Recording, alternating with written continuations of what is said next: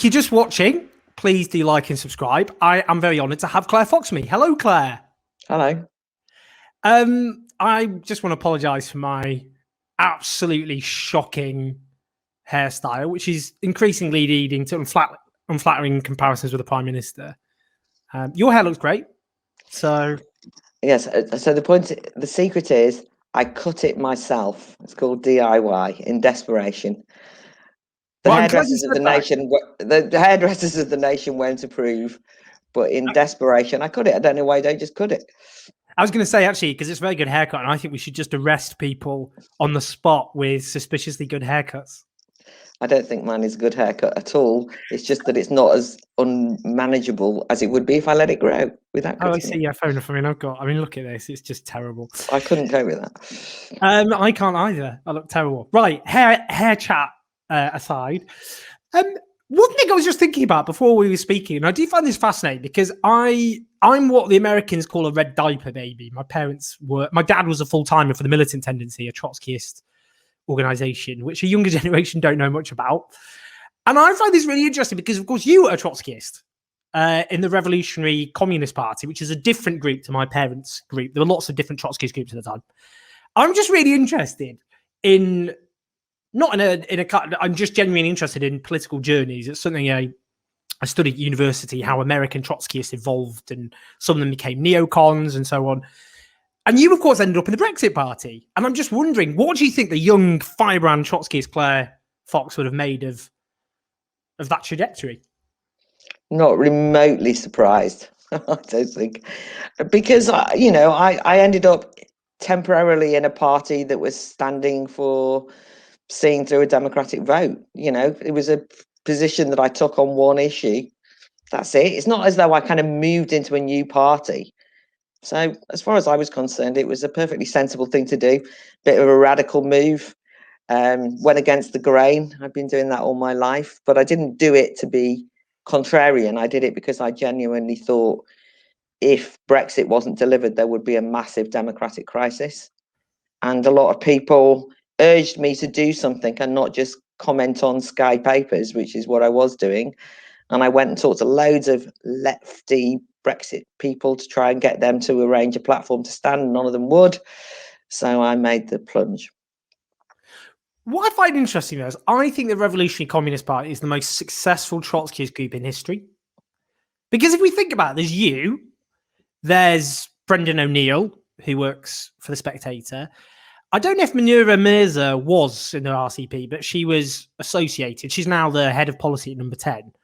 What I suppose I'm just really interested in is because obviously I've gone on a political journey from certainly when I was a teenager, but did you all agree at the same time? Was it a case of, the RCP? Because it's quite interesting because there's lots of examples of people who are Trotskyists in organizations who then end up, Tony Blair was infatuated with Trotsky as a university student. Obviously, it did not end up as a Trotskyist. There's a long tradition of that. But it's the way people within the RCP ended up going down a similar kind of libertarian route, which often ended up with them in right-wing formations. The Spectator, Number 10 Policy Unit, the Brexit Party. How? What happened? Well, first of all, so the Revolutionary Communist Party hasn't existed for a very long time, and it was hugely influential on my thinking and on my life. And when it ended, I set up, I was the publisher of LM magazine that got sued for libel, and I ended up setting up and running the Academy of Ideas. I didn't have any sense of doing anything other than being depressed about the fact that the political party I was in had disbanded and wanting to carry on making a difference in public life, in political life. So I just did what I needed to do. Well, when you say, did you have a plan? No, there was no plan. I was never infatuated with Trotsky. I was somebody who admired the way that Trotsky had tried to stay true to the revolutionary spirit of the Russian Revolution. And that was as distinct from the Stalinist tradition. Many of the Communist Party who'd ended up as apologists for the Soviet Union and Eastern Europe, which was a basket case. And I was glad to see the back of it. So, I think that there is far too much attention paid to people in the RCP. I just genuinely don't understand it. And I don't, by the way, think the Brexit Party was a right-wing party, you see. That's the other bit of the story. No, not at all. Oh, Nigel Farage. Yeah. Nigel Farage quite right-wing, isn't he? He was the lead. Yeah, but it formed in order to see through the Brexit vote. I wanted the left to be involved in Brexit. It's not my fault they weren't. I thought that it was important that the left had more of a showing in that whole debate. They left the stage. I didn't. There wasn't as many of us in the public eye as there should have been, but it wasn't a right-wing party. I didn't go, I'm going to join a right-wing party.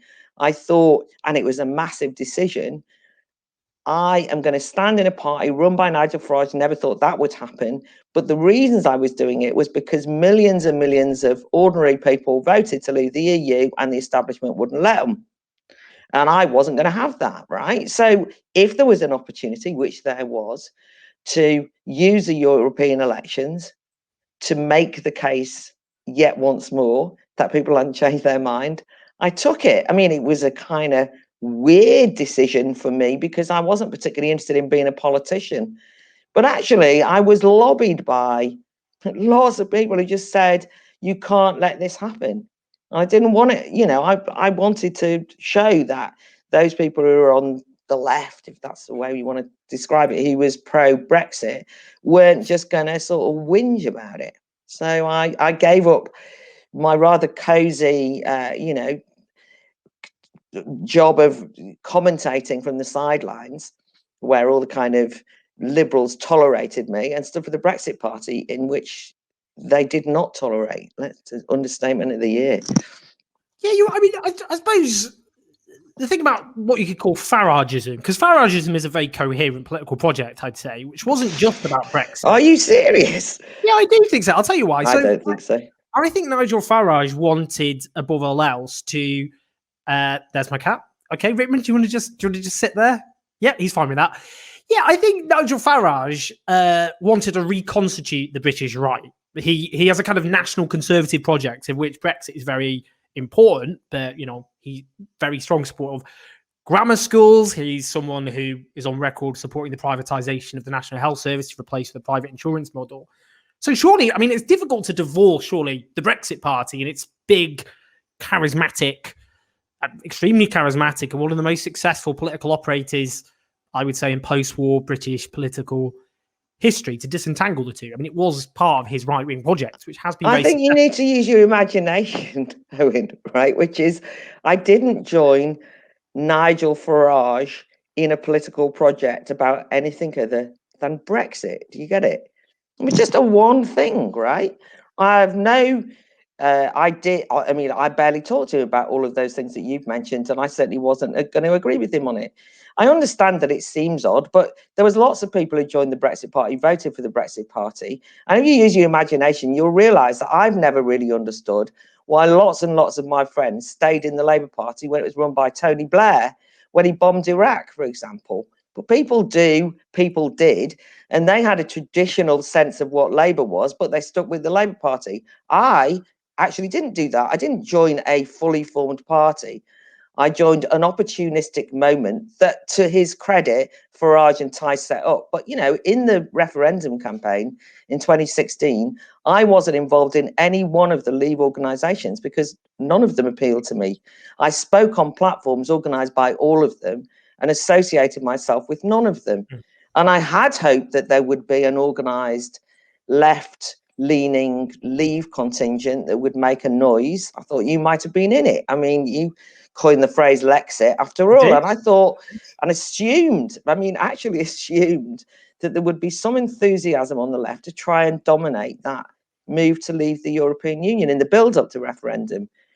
There wasn't, as we know, that many, and those that there were pretty quiet about it. But I had a platform. I had plenty of platforms. And so it became known that I was one of the people who, on the left or associated with the left, wanted to leave the European Union.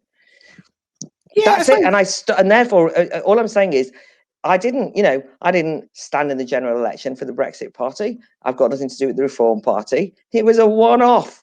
And therefore, you just have to imagine that thinking that Brexit was going to be sold out, I saw the opportunity of stopping that occurring by standing in the European election in the only party that was standing that was arguing to see through the referendum result. No other party was. And I've told you, I actually went and talked to some lefties and said, why don't we stand people? And they went, oh, yeah, we should. Maybe we'll have a committee meeting. Possibly we could have a vote on it, or maybe we won't. And they didn't. And at the last minute, I decided I'd stand. That's all. I mean, by the way, I should say this isn't me having a go at all. This is I'm just explaining. No, I know, because I mean, I think you're fascinating without sounding really bizarre and patronizing, like I'm prodding at some sort of laboratory experiment, which I'm not. But I mean, would you regard yourself as a socialist? Well, I never actually use that term particularly, but yeah, I mean, I find that the political categories aren't as satisfactory as they should be. I'm of an age that I consider myself to come from the Marxist tradition, and I find it hard to. I mean, I see myself as on the left, but I have to say, and it's one of the reasons I agreed to do this interview in a way, that I think that these left and right categories have become a caricature of themselves in many ways, and I find it difficult that people will say to me, oh, you can't be on the left because you agree with right-wing things. And then they'll say things like Brexit, or even you're a free speech absolutist. These things were not actually associated with the right historically. So, yeah, I do see myself on the left, but I don't find the labels that useful. It's changed. Yeah. But I certainly don't think, I'm not like Peter Hitchens, who you interviewed, who says, I was a Trotskyist, I recanted, that was an interesting period in my life, but I'm now on the right. I mean, if I was that person, I would say it. That's what Melanie Phillips says. That's what lots of people say. But I'm not that person. So I don't want to say it just because people think it's the journey I've taken when it isn't. I mean, people forget. I mean, Melanie Phillips was on the sort of soft left, I'd say. People don't realize the soft left, yeah. She defended Labour when there was the SDP Labour split in 1983 in The Guardian. Yeah, I mean, I'm fascinated in this. I mean, you're right, because I don't think Brexit is inherently right-wing. I did coin the phrase Lexit. You're absolutely right. I mean, I suppose what I found, I went to a Brexit Party rally before the European elections, which I thought was fascinating, but it was very Trumpian, literally. I mean, there were people with MAGA hats, people quite angry to see me. Some people associate with Tommy Robinson. I'm not saying the Brexit Party was associated with that, but it did seem, I've not been to a Trump rally in the United States. I've seen lots of footage of Trump rallies. It just seemed a bit similar because it was a similar... Well, I mean, I spoke at lots of those rallies. Some of them were not to my taste, and lots of them were like mass. They were, to be honest with you, it reminded me more of when Corbyn did the rallies. I did say that in the video. I saw some. I mean, there were thousands of working class people at a live political event, many of whom I've now got to know in the Northwest, who'd never been to a political event before, and heard me speak, not just me, but I'm just saying, heard me speak and contacted me afterwards, and they'd never been involved in politics. They'd voted leave. When I said they'd never been involved in politics, they were often, by the way, trade union activists. Lots of them, mainly the people who contacted me, were in the Labour Party. So they were those people, if you want, the red wallers, but that's a bit too simplistic, and I don't want to overstate it. But they were ordinary people. But they wouldn't have gone to rallies, right? But I mean, who'd been to rallies? None of us have been to rallies. And actually, they were quite good fun. I like debate, so I don't like the kind of speak at the masses and all that. I'd prefer to have brought them into the discussion. But I'm just saying, when you say it's Trumpian, that's a way of seeing it. But why? Some of the people who were there might have supported Trump, but lots of them would have voted Labour for years. So why Trumpian? That just becomes a way of disparaging them.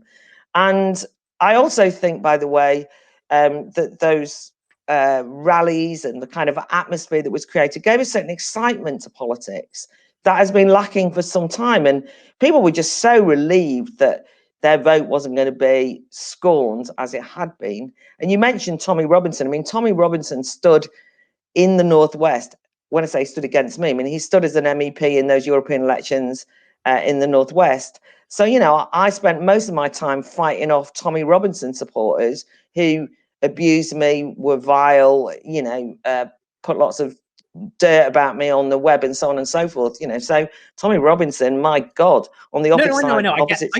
I get Yeah, that. but I'm just pointing out he never got anyone. He kept having street meets. Nobody went to him, right? Well, In the Northwest, we would have meetings, and thousands of people would come. This was a good thing, yeah. Tommy Robinson was utterly humiliated in those elections. No, the point I was making was just I went to the Brexit Party rallies because I like going to spaces which are very politically different from my own. I go to Tory conference every year and so on. And it was just interesting because when I say I wasn't demonizing all Brexit Party voters as Trumpian, it's just there were a lot of Trump supporters there, and they had anyway. But I know I have to say, in the time that I stood as a Brexit Party MEP, I met 2 Trump supporters. And in fact, I met lots of people who said that one of the things they didn't like about Nigel Farage was that he was mates with Trump. So what I'm saying to you is, it just wasn't like that. That wasn't my experience of it at all. It's like the people who tell you that everyone who voted Brexit was a racist, right? I mean, I'm not arguing. I'm not saying you are. I'm only saying to you, when you go and talk to people, I mean, I did so many streets. I mean, it reminded me of my old days of being involved in left-wing politics, because I was spent the whole of that election campaign doing street stalls in, Stockport, Oldham, Burnley. I know your old town. Yeah, it's where we had our office, in fact. But we were. I was doing stalls, and they were not faint-hearted. If the left had stalls from 12 till 2. The Brexit Party activists, the rank and file, the people who were on the stalls, who, by the way, obviously were not Brexit Party because it only just been formed. So they were from all parties going to help on a stall. They were standing there from 10 till, 6 at night in rain or hail, stopping people. And I thoroughly enjoyed it because I taught politics to hundreds and hundreds of people.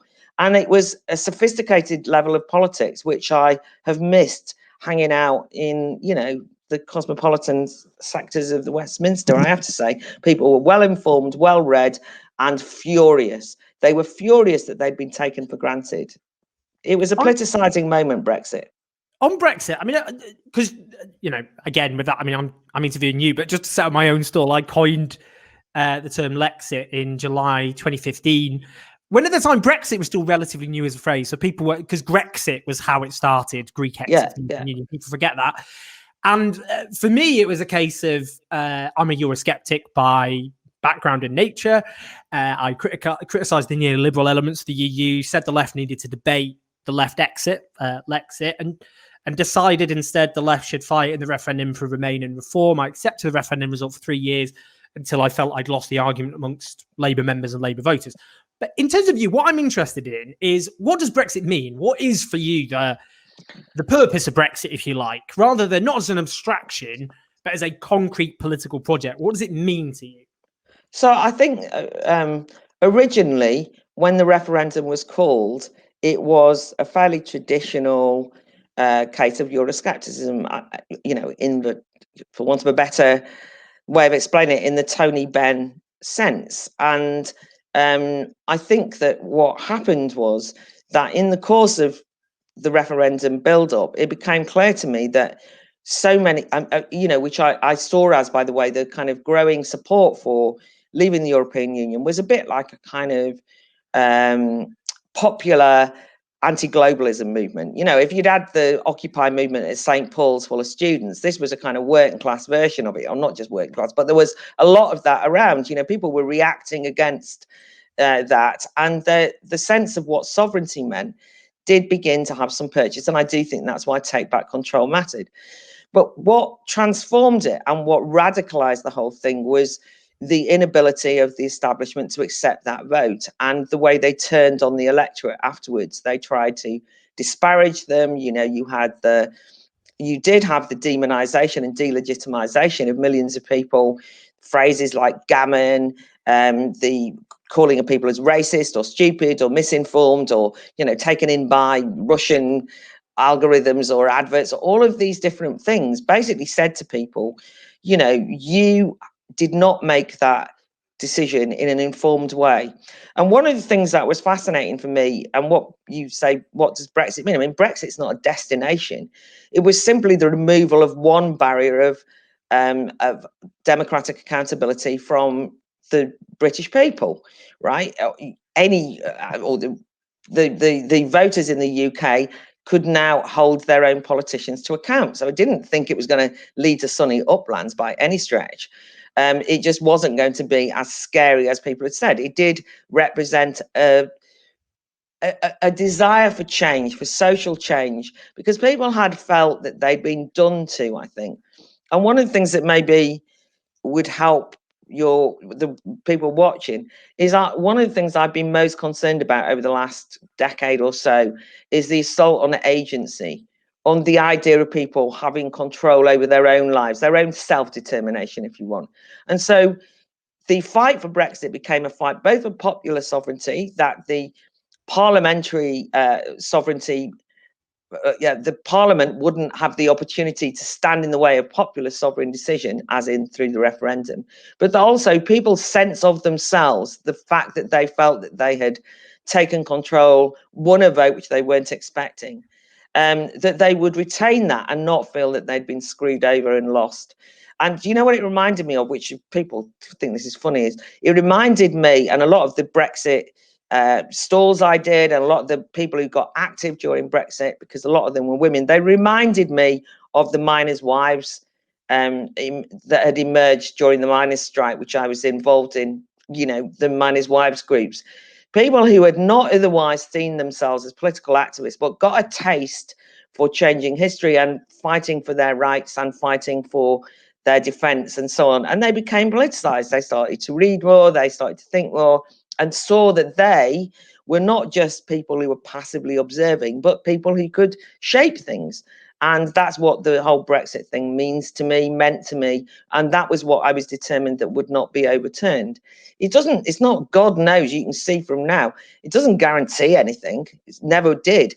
But even the fact that it wasn't shafted meant that people would not lose the confidence that they had gained from winning the referendum. I mean, one of the, because as you say, I grew up in Stockport, and the ward in Stockport I grew up in voted to leave the European Union, and people I knew who grew up with voted to leave, though I should say more so their parents and grandparents, because when we talk about class, it depends how you define class, but if you're using the pollster's definition, which I find very problematic, most working class people under 35 voted to remain, most middle class people over 65 voted to leave. So it's complicated.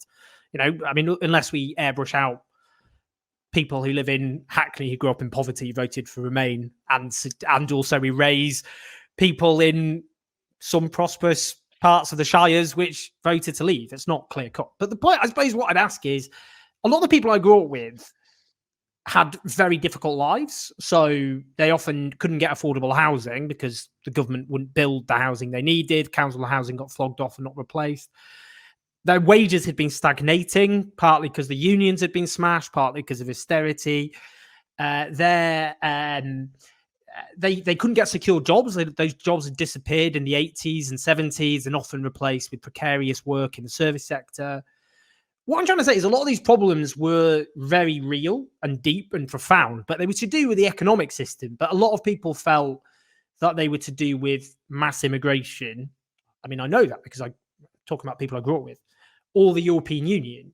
And isn't the danger, without going into that debate about, I'm not trying to go into Marxist false consciousness parodying here, but that Brexit won't solve those problems, and therefore a lot of the anger and alienation people felt will end up feeling like betrayal, because a lot of people did vote. They definitely did. I interviewed them. I spoke to them.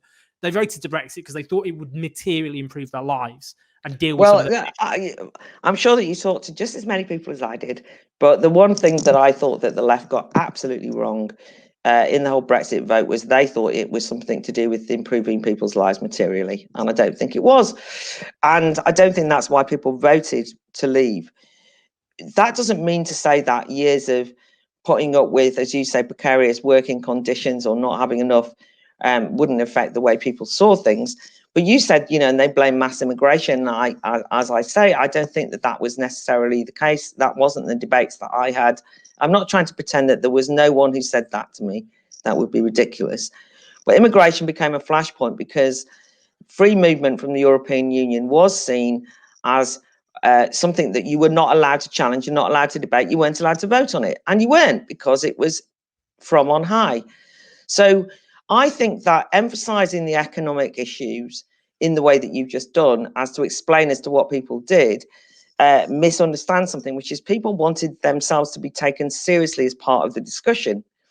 They wanted to be able to, and I think there's a kind of danger of a kind of condescension here, because people might want, when they're poor, might want more money, but they mainly wanted more control, which is why the control thing happened, which is people need to feel that they matter. And, it's not just a PR stunt. They voted a particular way and then they were told they didn't matter. So that was particularly irritating. But the other thing that you're saying is that I don't think that people voted Brexit thinking that it would solve all their problems.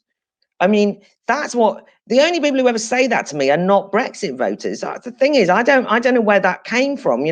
Oh, we'll vote Brexit and everything will be great. We won't have austerity anymore. I don't think they blamed the EU for all their problems, but the EU was a barrier to resolving the problems they had, because it is and was a barrier to resolving those problems, because it got in the way. Now, the one thing that if you would like, I completely disagree with Nigel Farage on, is I don't think Brexit is a foreign imposition. I don't think the EU, rather, was a foreign imposition. The British ruling class actually willingly were part of the European Union. It's far suited them to be able to win arguments at the European Commission level for policies, which they then didn't have to get past the kind of rather awkward squad of the British electorate. They were able to go there, bring back policies and say, as a fait accompli. So the British ruling class love the EU, as we saw in the referendum campaign, when even the Eurosceptical Tory party, the majority of its officials voted, or not just voted, campaigned for Remain. It's a well and truly establishment way of organising things that evaded accountability to voters. And I think people understood that and they wanted that control back. So you can say they'll now all be disappointed. I think that first of all, they were disappointed that the vote wasn't going to happen. So we don't know. That 4 years was very important, because it also revealed to people what they'd never understood before, that there were institutions that were not acting in their interest. As I say, it had a radicalizing impact. And of course, since we've left, we've had COVID. So that obviously doesn't help clarify for any of us where we've landed exactly. But I've never met a Leave voter who said, I'm voting to leave the European Union so that I'm going to get a wage increase. It's going to improve my standard of living. It's just not what was said. And those who might have said, I think immigration is a problem, they were saying immigration and not controlling borders. They weren't saying immigrants. There was, of course, a hard rumpy would have said that, but that wasn't generally the mood at all. No, I mean, the point, I don't think I've met anyone who thinks Brexit was going to solve all their problems, but there was huge numbers of people. I mean, it's on camera. I've interviewed people on camera talking about who went through at great length, often passionately, the problems which were real in their lives, and how Brexit was part of that. But look, before I answer, there was something you said about immigration I do think is interesting. Before I do, Northern Ireland, I mean, the reason I bring this up is because I think people in the north of Ireland often just feel completely erased from the conversation. And, look, I don't know if I support United Ireland. I suspect you probably do as well still, if people consent to it. But, I mean, I guess what was never raised in the referendum by either Remainers or Leavers was, where was the border supposed to go? I mean, clearly people in the north of Ireland didn't vote for Brexit. So there's obviously the democratic issue there. Kind of, they had to deal with something most of them didn't actually vote for. But obviously there's, it's always going to diverge from Britain, the rest, Great Britain on goods, or from Ireland on services. So one side's always going to be aggrieved. So I don't understand, because I know when Kate Hoey and others raised this, and you applauded her stance, but I didn't understand, what did people think was going to happen when, obviously, before 31st of January last year, we had talked about this at great length. You just can't have Brexit plus not have that border issue dealt with. Because most people had not seen or foreseen on either side, and I agree it was on either side, that the European Union would make a case that the southern part of Ireland would be majorly used to break up, in terms of goods and so on. They thought it was a technical problem, and it could have been a technical problem that was solved or resolved if people had wanted Brexit to happen or had been prepared to honour the vote, but it's become far more complicated and far trickier. And different ways of resolving it have, as we know, led to a huge amount of strife, to say the least. And just on the point about United Ireland or not, I mean, the one thing in terms of democracy, the most important thing for me was the UK as a whole, was asked the question in the referendum, not constituent parts of the UK. And the UK as a whole voted to leave the European Union. So it doesn't matter whether different sections of, it doesn't matter whether Islington voted Remain any more than it matters whether somewhere else voted Remain. The UK voted democratically and that has to happen. And at the moment, Northern Ireland has been dumped because it's being treated separately. Now, there are those people who think that, oh, this is great because it now can mean that there's going to be a border poll and there'll be potentially a United Ireland. But that's a different democratic question. The question posed to us at the moment is whether the UK that voted as a whole to leave the European Union should be allowed to. And the Northern Irish Protocol does not allow that to occur. So the EU still has jurisdiction over 6 counties of Northern Ireland, which is then treated separately to the whole of the UK. And even if you think that it is separate to the whole of the UK, it shouldn't be part of the UK, that has to be resolved by the people of Ireland. I get that, but you either end up with now I feel like we're going back to 2019, and I don't want to. I really do not want to discuss the. No, because I want to ask you about something else. But I just say I either end up with the backstop or you end up with the current situation. But anyway, on immigration, I don't think those are the only 2 options. But on immigration. On immigration, because what you suggested is people felt they couldn't speak about it. And I suppose I just regard this, because I know on issues of free speech, I'm interested to know, I'll ask you about free speech separately, but on immigration, there was this, I do think, a pervasive myth that this is not something that could be spoken about. When if you look at what the 2 biggest selling newspapers in the country, they're the Sun and the Daily Mail. And actually, they've always spoken about it. I mean, I looked it up before I spoke to you. They've always spoken about immigration, not in a positive way, but over and over again. They're the Telegraph, the biggest broadsheet by sales. I mean, online distorts this now, but by sales, again, has always spoken about immigration, not in a positive way. Yeah, but in 2005, the Tory election campaign, Michael Howard, was pretty much about immigration. 2010, David Cameron stood on reducing immigration from hundreds of thousands to tens of thousands, completely unrealizable aim. But what I mean is, what is this idea that we couldn't talk about immigration? Because well, first of all, I never said that we could. Immigration. I never said we couldn't talk about immigration. When you so that doesn't help. I said you couldn't decide on freedom of movement, which is a very different point. I've never said you can't talk about immigration. And just for a bit of balance, I do remember that Labour Party mug and immigration. So, not just the Tories talked about it. I mean, a lot of people have talked about it. Very, very good point. Glad you made it. I wasn't saying that. I was saying they realised they had no say over freedom of movement. Well, they could have voted for the Tories in 2005. No. Listen, freedom of movement. That's true. Yes, but they didn't vote in the general election for Brexit. I know, but look. I'm just explaining. So, I mean, I once went to I think it was called by the British Academy, and it was a discussion on immigration and a discussion on changing attitudes to immigration, and how there was an increasing that they were broadly liberals who wanted more liberal immigration, but they were not sure what they're going to do about kind of changing popular perceptions around immigration. This was 10, 15 years ago. I can't even remember when it was. But I went to it and I said so it must have been 10 years ago. So I said, well, one of the things that I found is that, that certainly what has caused a lot of discussion around immigration more recently is the freedom of movement question in relation to East Europeans. And, people feel that they have they've got no control over that. And that stirred things up. Because remember, I'm very liberal on immigration.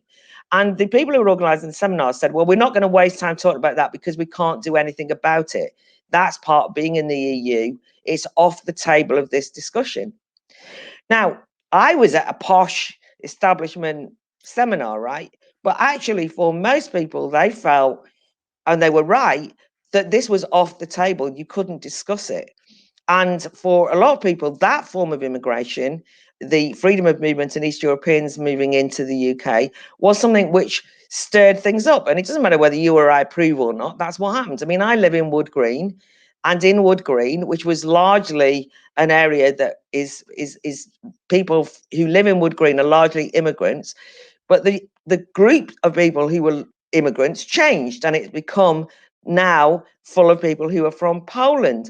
And a lot of the people who complained to me about that were Afro-Caribbean neighbours of mine, Turkish neighbours of mine, who complained about the flood of Polish people moving in, which I argued against, by the way, because obviously I have no problem with Polish people living in Wood Green. I'm making the point that it was a complicated matter which you were told that you could not do anything about. And then on your point about whether you could discuss it or not, I think that you can't underestimate the fact that if people feel that if they raise those issues, that they will be characterized as bigots, that then sows this seed of the fact that there's something going on that they're not allowed to either democratically have a say in or be raised without being demonized. And we all know, but it's true because it does stand out, is that Gordon Brown bigot exchange was quite a moment, because it kind of did illustrate something that people thought, which was people who ask questions like that are just bigots. And I don't think that they're bigots. I think that people can raise those questions and you can have an argument back with them or talk to them or see what they've got to say, not kind of label them. Yeah, I mean, I wrote about that incident in Chavs, the demonisation of the working And class. in fact, I read the book and I remember. But I mean, I suppose what I would say though is, I mean, people could, of course, they could have voted for UKIP before 2010 or 2015, and they did in sufficient numbers as to pressure the Tories into granting a referendum. Some did, yeah. There was a democratic avenue to do that, obviously. But UKIP didn't have any power. I mean, the government, what I mean is you can't say that, oh God, UKIP. The point was they could vote for it, but UKIP had no power. The point was that you could not say, we do not agree with free movement as dictated by Brussels about open borders in relation to Europeans coming to the UK. Yeah. They did not have any say on that at all. None of us did. I mean, nobody did. You couldn't change that if you were a voter in this country. You could have voted. You could have voted for a political party, as many did. They did. They voted UKIP. In 2009, UKIP then forced, one way or another, forced the Tories. You then had a referendum. We had the referendum. The referendum was won, and then everyone said, "Well, you're not having that anyway. Doesn't matter whether you won, right?" So you vote. You eventually get there, and then you're told, well, that was only because you're bigots and you don't like freedom of movement. I mean, somebody said the other day, and you lot don't even go abroad anyway, do you? And you lot wouldn't know about Erasmus schemes. I mean, God, have you seen the bile that comes out? Yeah, from some of those FBPE people? Bloody hell! They've often directed at me, but I've often argued against that. I mean, I think the point I would make, just without, because I want to ask you about free speech finally, because I'm taking your available time, was just, I think the issue was in 2016. The Leave side argued for parliamentary sovereignty, and and won. That was one of the bases of the entire referendum. Then a year later, the British people voted for a parliament for which there was no consensus on Brexit, and Parliament was supposed to be sovereign. I just think we ended up with this idea that the Parliament of 2017 wasn't somehow legitimate when actually people voted for a parliament. Well, let me tell you a story, because you'd be interested in this.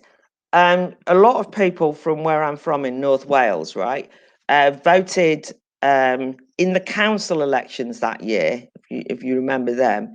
For the first time ever, they voted Tory because they were so sure that Theresa May was going to deliver Brexit and was so disillusioned that the Labour Party weren't. When the election was then called in 2017, Theresa May really believed that she could keep those voters, didn't she? Mm-hmm. But actually, those voters went back to voting Labour because, and this is like loads of people I know in North Wales who basically said Corbyn's a leaver though, and he said he's going to leave. So fair enough. So when you talk about the 2017 general election, you're right, it did have a mandate, which was to leave the European Union. And the point about that election was, you said everyone ignored it. I think everyone did ignore it, because Parliament then acted in defiance of the party's commitment to see, all parties' commitment, or the Labour Party and the Tory party's commitment to see through on Brexit. And that was the dilemma. And that was the real dilemma for the Labour Party, because I actually think that you can't underestimate. I mean, I actually know quite a lot of young people. And despite what you said before, I mean, quite a lot more young people voted Leave than sometimes admit. But I've done a lot of meetings in the Northwest where people who were Corbyn supporters, still, you know, for want of a better expression, Corbynistas, all under 30, by the way, lots of them voted Leave. They didn't always admit it in public, and they sometimes mainly admitted it to me. But that was because they thought I wasn't going to use it against them. But the point that they made was that they genuinely thought between Corbyn and Seamus Milne, you backroom boy, but you know, but they were committed leavers, and that even though they hadn't campaigned for that they would deliver it. And they became so disillusioned with the Parliamentary Labour Party, who they saw as being at odds with that tendency to leave. But they voted in 2017. That didn't mean that they changed their position on Leave or Brexit. They assumed that Labour might deliver it, and then it became much more muddied.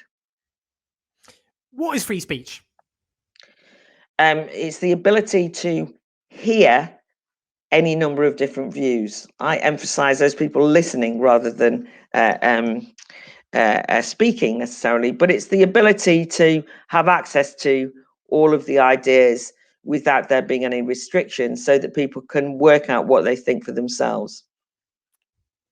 I think that's a really interesting definition. I mean, I suppose what I would argue there is, in terms of being exposed to a variety of views, if we look at the British media ecosystem, the vast majority of newspapers support editorially the Conservatives, just a fact, that the opinions which we see represented in the media ecosystem on opposition to immigration, to support for privatization, for austerity, for right-wing economics over the years, there's been no shortage of that. But no national newspaper in the country supports nationalisation of the key utilities, on significantly hiking taxes on the rich, notwithstanding Rishi Sunak's sudden soon to be U-turn on corporation tax. Whether it be, I don't know, just socialist ideas such as trade unions should be given stronger rights, and the Thatcherite anti-union laws should be reversed. So actually, if we're talking about which opinions are marginalized, isn't it true, given right-wing ideas and everything from immigration to taxation to spending are very, very dominant in the media, whilst left-wing ideas on nationalisation, taxation, spending, trade union rights, those are the marginalised opinions in our media? No, well, I mean, first of all, we can have an argument about whether they're the core tenets of left-wing ideas. But anyway, I don't doubt that if you're on the left, you don't feel represented by an establishment media. This is no surprise to me. I mean, I was the publisher of LM Magazine, an alternative version of the media. You're running this as distinct from mainstream media. I mean, people who have had dissident views have always had to create their own platforms. And I've been trying to do that for as long as I can remember. Yeah. So good. I don't anticipate that anyone's going to do me a favor and kind of hand it to me. So when you say, you know, what's free speech, the point about free speech is it then allows you to have a platform like this. I mean, free speech is just simply where you say straightforwardly, all opinions should have, you know, should be considered. Yeah. And let's look around. And therefore you wouldn't ban anyone. I wouldn't want you to be banned.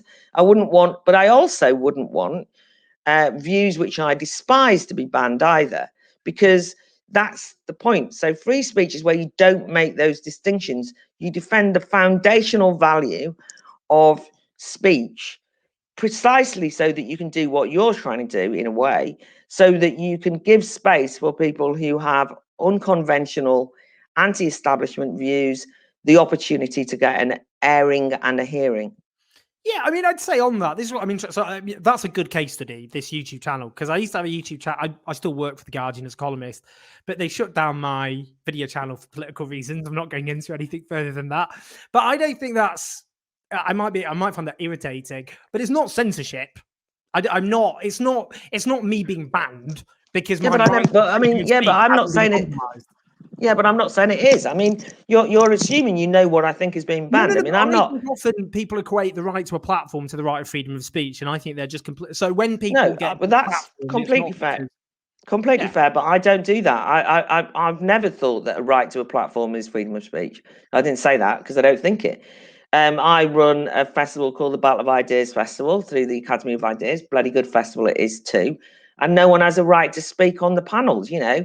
Ultimately, there's an editorial team and we decide. I've never thought that I had a right to be published by anyone.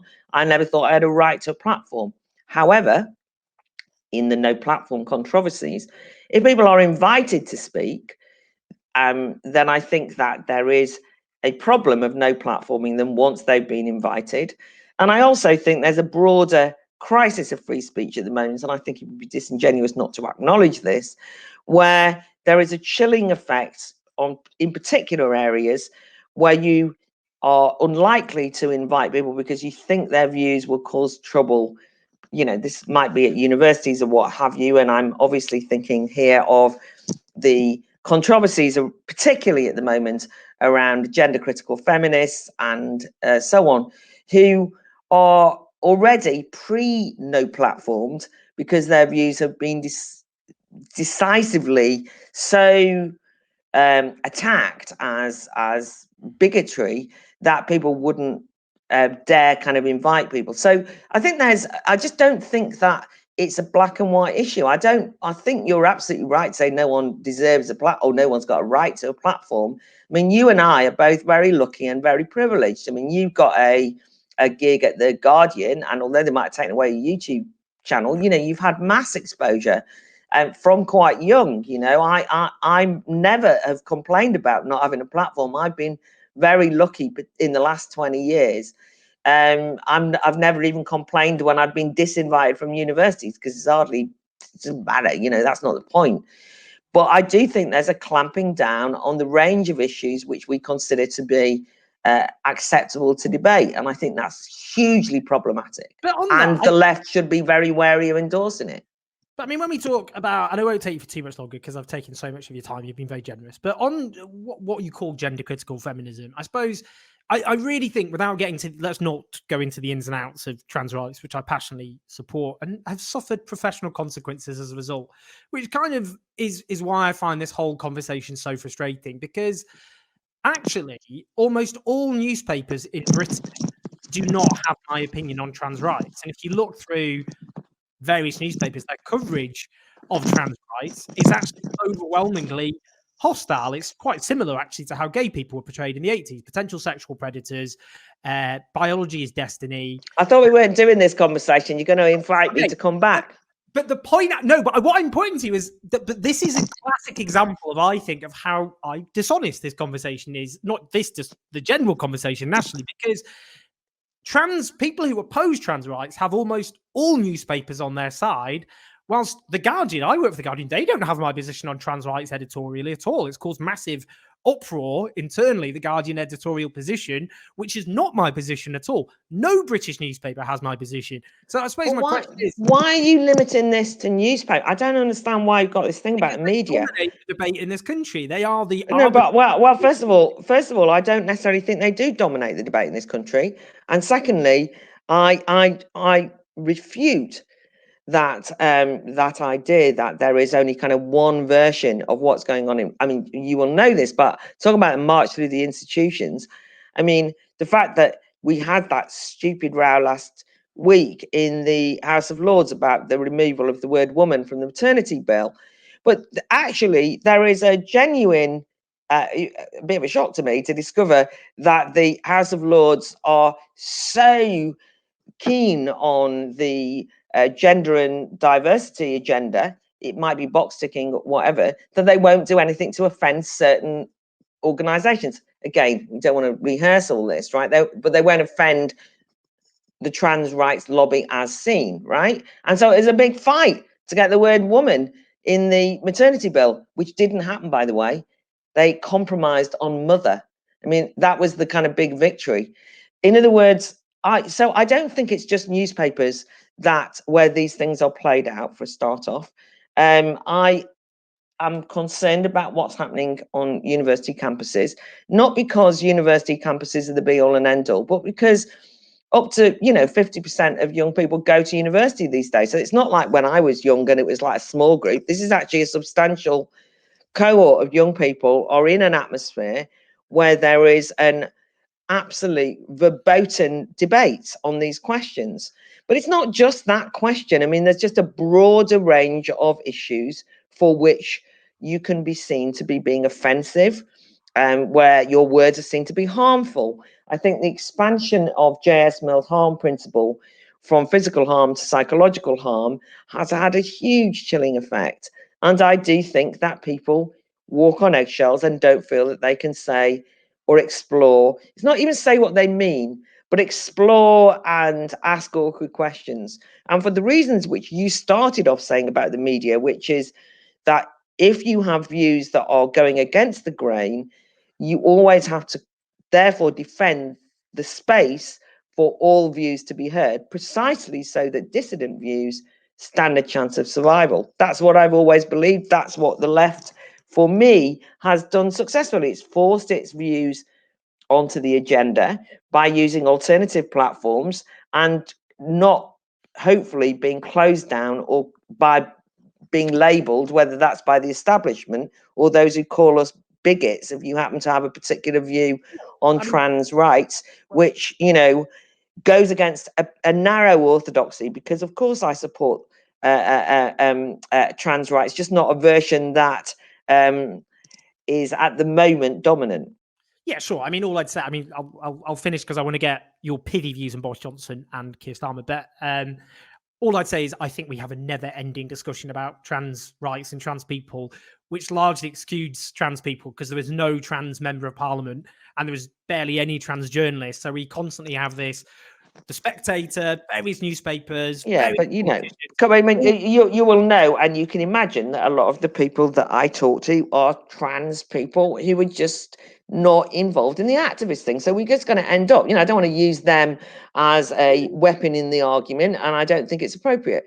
And there is an argument about women's rights that is important to have, and which, when I try and say that, I am told that I am representing a bigoted point of view. And what I'm trying to say to you, which is why, again, I came on. Isn't it? If people call you a bigot, you might not like it, but that is their freedom of speech. No, but they don't call me a bigot with an expectation of us having a chat. They call people bigots as a way of barring them from being allowed to speak. That's where the free speech bit comes in. People always, that side of the argument dominates this. 99. No, Owen, as opposed to trans rights. Owen, but think about but what I'm trying to say to you is there's a new tactic on the block, which is that you call people, you delegitimize them so that you don't have to engage with them. If you basically said, look, so and so's a Nazi, right? So and so's a fascist, so and so's a racist. I have absolutely no problem with someone saying, if I'm invited, you're a bigot. I mean, I don't mind that bit. I'm saying it's used as a way of refusing to engage. Now, the point, I'm saying, but I'm just explaining. I know that there will be people who will not approve of me coming on your show around this issue, because they'll say, why give him any publicity? They'll say Suzanne Moore. They'll say, what they'll say, right? Suzanne Moore, but it would be an irrelevance because no, look, I'm simply explaining to you that will be said. I think, however, that would be wrong, because I think it's important that these conversations happen, and hopefully you shine more light on things by having conversations than basically going, Owen Jones is right? Not worth engaging. Yeah, well, there will be people who will say that. You'll have the same with me. People will say, why did you have her on, right? Blah, blah, blah, right? I always engage with people with different opinions. But fine. Well, that's all I'm saying. And that's what free speech is. Free speech allows you to do that. I don't agree with that, because the right, whether people invite people or not to debate and discuss, I happen to like debating with from you to Peter Hitchens, have been on the show, Piers Morgan and so on. But there's no obviously right for anyone to. I mean, you on your platforms, you don't have to invite me to your festival of ideas.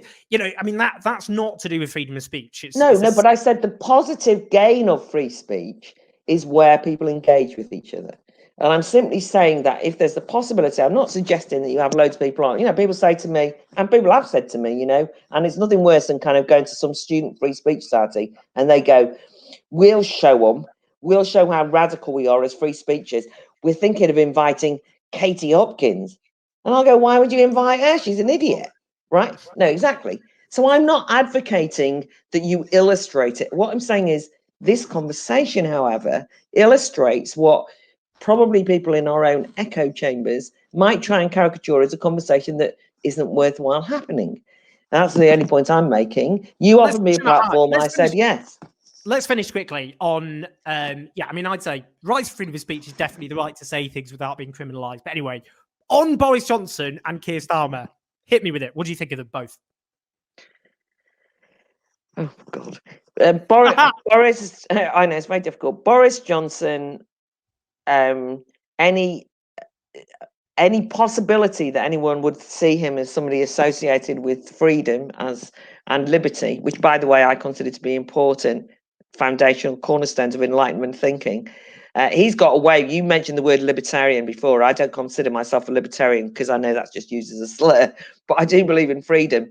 Any opportunity that he would ever be able to say that he's a liberty lover has gone in this pandemic, something we haven't discussed and which I know you and I will probably disagree with. He does appear to have very little in the way of leadership skills, and the cabinet has been a disgrace. But he will get still far on having delivered Brexit, I think, and that's him. But I don't think the 80 majority is as secure as he would like it. However, I mean, what's Keir Starmer all about? I mean, what is he all about? I have no clue what he stands for. I mean, I didn't particularly like him as was he the Attorney General, or when he did the law thing? I never know what that word is. Director of Public Prosecutions. Yes, that's a really important role that I've just got wrong. Anyway, that role, he actually introduced, I think, some very dangerous incursions into innocent until proven guilty, and I think some of his victim-centered stuff was very dangerous. So I didn't really have a lot of time for him.